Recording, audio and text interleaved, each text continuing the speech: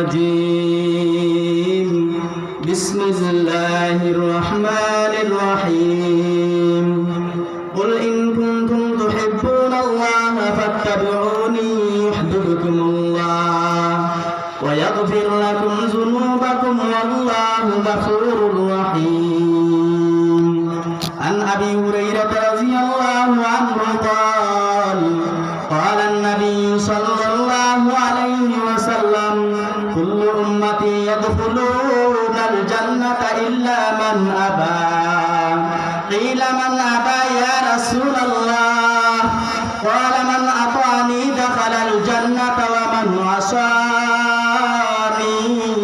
فقد أبى أو كما قال سيدنا رسول الله صلى الله عليه وسلم صلى الله على سيدنا ومولانا محمد وعلى آله وأصحابه وسلم لا إله إلا الله لا إله إلا الله لا إله إلا الله لا إله إلا الله محمد رسول الله الحمد لله করিমপুর তাফসীরুল কুরআন পরিষদের উদ্যোগে আয়োজিত আজকে মহতী জলসার চলমান অধিবেশনের শ্রদ্ধেয় সভাপতি দূর দূরান্ত থেকে আগত সম্মানিত সামিঈন কিরাম, রব্বে কারীমের দরবারে শুকরিয়া আদায় করি যে রব্বুল আলামিন আমাদেরকে এই উম্মতের জাবেলার সময়, ফিতনা ফাসাদের সময়, দুনিয়ার সমস্ত আফাত বালিয়াত থেকে মুক্ত করে এই রহমতি বরকতে কুরআনে নূরানি মজলিসে আসার এবং বসার তৌফিক দান করেছেন। তাই আমরা আকাশ বাতাস মুকুট শরীরের সমস্ত শক্তিকে গলার মাঝ বরাবর এনে শিল্পসার দুলের মতো আওয়াজ দিয়ে বলি আলহামদুলিল্লাহ। আজকের যে তাফসীরুল কুরআন মাহফিল বলেন, সেই মাহফিলটা কিসের মাহফিল? কোরআনের মাহফিল। বলেন কিসের মাহফিল? কোরআনের মাহফিল। এই কোরআনের মাহফিল আজকে এখানে তৈরি হয়েছে। গতকাল এই জায়গায় মাহফিল ছিল না, আগামীকালও এই জায়গায় মাহফিল থাকবে না, কিন্তু গতকাল এবং আগামীকালের মাঝখানে আজকের সময় এখানে মাহফিল আছে। কিন্তু এখানে কোরআনের মাহফিলে মাঠ খালি হয়ে গেছে, কোনো মানুষ নাই, মুসলিমের কয়েকজন মানুষ আছে।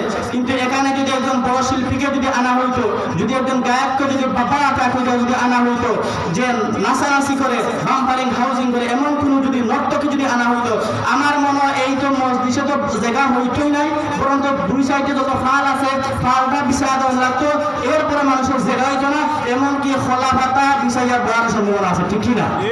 কিন্তু আজকে কোরআনের মজলিস ফাঁকা হয়ে যাওয়ার কারণে আমাদের ঈমান দুর্বল হয়ে গেছে।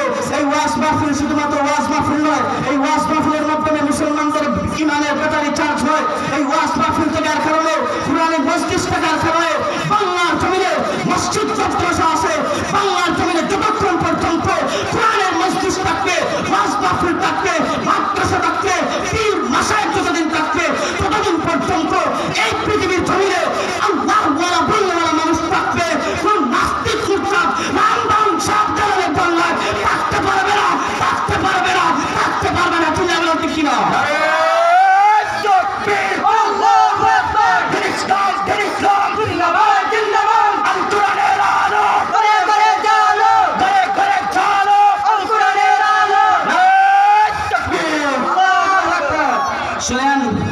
দেশটা মুসলমানের, বলেন দেশটা কার?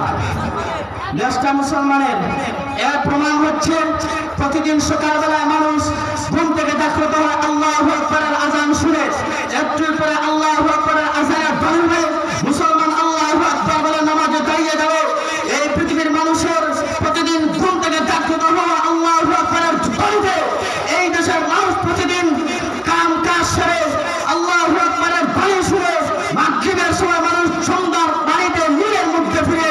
যেই দেশে আল্লাহু আকবারের কারণে সূর্য ওঠে, সেই দেশের সূর্য আল্লাহু আকবারের কারণে উদিত হয়, সেই দেশে কোনো নাস্তিক মুরতাদ যদি আপনার আমার কলিজার টুকরা নবীকে নিয়ে যদি ব্যঙ্গযুক্ত করে, সেই নাস্তিকের বিস্তার ব্যঙ্গ দিতে হবে, বিস্তার ব্যঙ্গ দিতে হবে, বিস্তার ব্যঙ্গ দিতে হবে, ঠিক ছিল?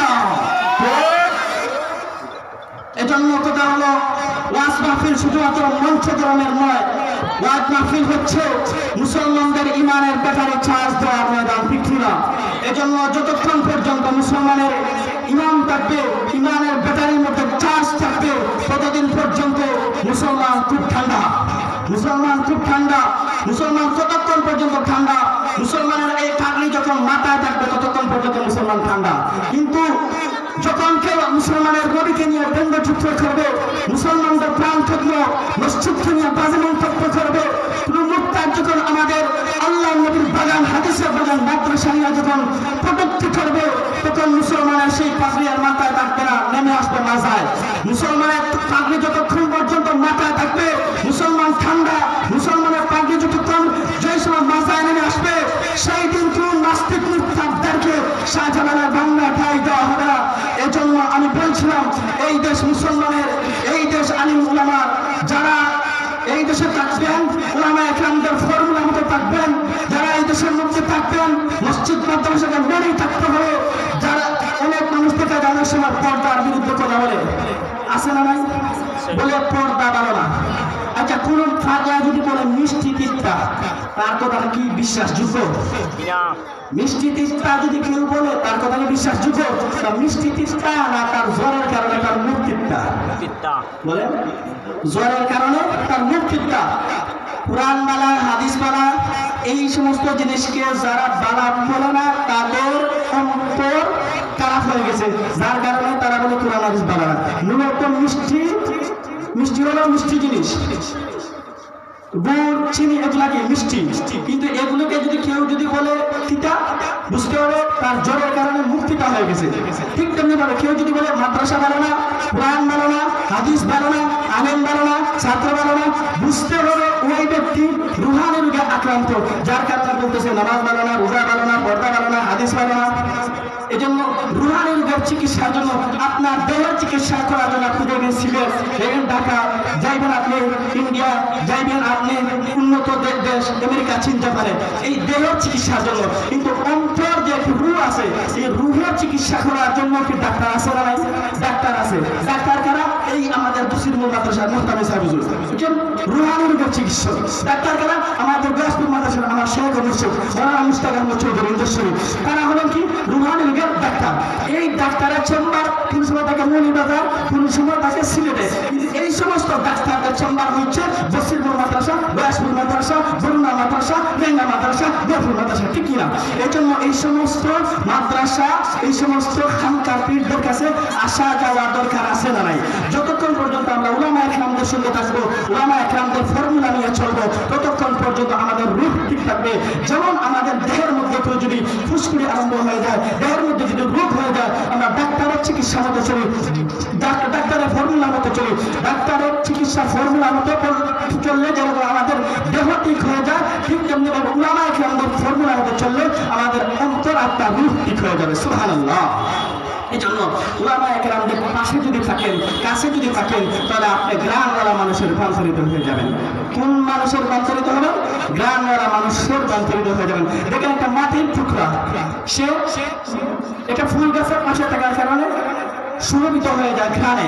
এজন্য সে সাধবেন গলে খুশবু এদর হাম্মানে রুজে রসিদাজ দুসুতে মাহবুবে বাদসতাম বাবু গুফতাম কেমেশকে ইয়া আপিরি কে আজবুয়ে দলাবি যে তুমসতাম বাগুফতামান গলে না চিজ বুদাম ওয়ালাকিন মুদ্দতে পাগল নাশসতাম জামালে হাম নশীদার মান আসর কোদ अगर नामन हुना का कम कहसतम एक दास नामेर आधारे बसियारिनो माटिर बेला हाते निया सुकिया देখিলাম রয়েছে তাতে সুবাস মেলা কহিল তাহার কষ্টরে তুমি ওগো তুমি কি আতর দা তোমার গায়ে তো সুবাসে বড়া ওগো তুমি কি বুলিস্তা মাটি লাগ দিয়া বলে আমি নই কিছু আমি অতি নিচু মাটি ফুলের সাথে তাকিয়া হইলাম তাহার সুবাসে কাটি।